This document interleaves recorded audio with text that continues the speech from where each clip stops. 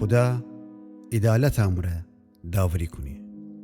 پیل رهبر وسیکی سرودخانه نه هدایت کنی. مطلبن آهنگ امره داوود مزمور. ترى ای خداوند تمامی می دیل و جانم را شکر کنم. تمامیتی عجیب کاران اعلام کنم.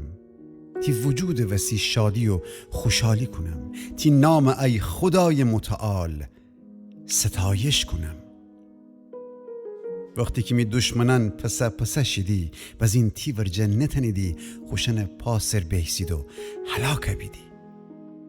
چون که تی حکم می وسی عدالت و انصاف امر بو. تو تی تخت پادشاهی سر نشتهی و عدالت مرایم داوری بکدی. غمان توبیخ بکدی و شرور آدمان جبین ببردی.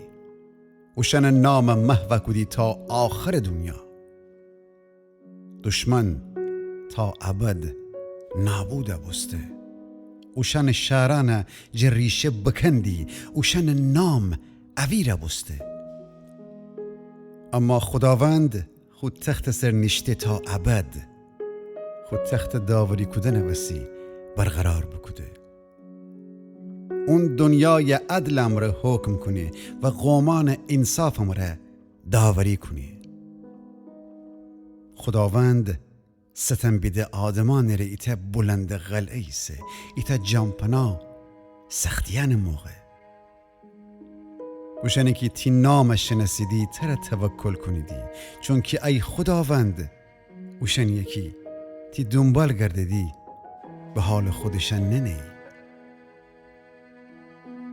خداوند که صهیون درون خود تخت سر نشته ستایش بکنید و اون کاران قومان میانی اعلام بکنید. چون که خداوند که خون انتقام فگیره ستمکش آدمان به یاد آوره و شن اشگره صدای جخاطر نبره.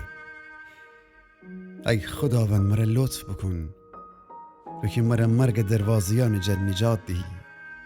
از تو آزار یکی دشمنان دست جدینم بدین که تمامیتی عجایب کاران صهیون شهر دروازیان جه اعلام کنم و تی نجات وسی شادی کنم. غومن او چاه درون دکفتی دی که دیگران ره بکنده بید. یعنی خوشن پام ره و دام میان گرفتار بستید که جیگه بده بید. خداوند خود داوری امر خودش بشناسنی. شرور آدمان و دام درون دکفیدی که خوشن دستم را چکودید. خوشن شدی جهنم درونی تمام قومانی که خدای جخاطر بریدی. چون که فقیر آدمان هی وقت جخاطر نشیدی و ستم بیده آدمان امید تا ابد پابرجمانی. ویریز ای خداوند ونل انسان نفس پیروز ببه که همه قومان تی ورجه داوری ببید.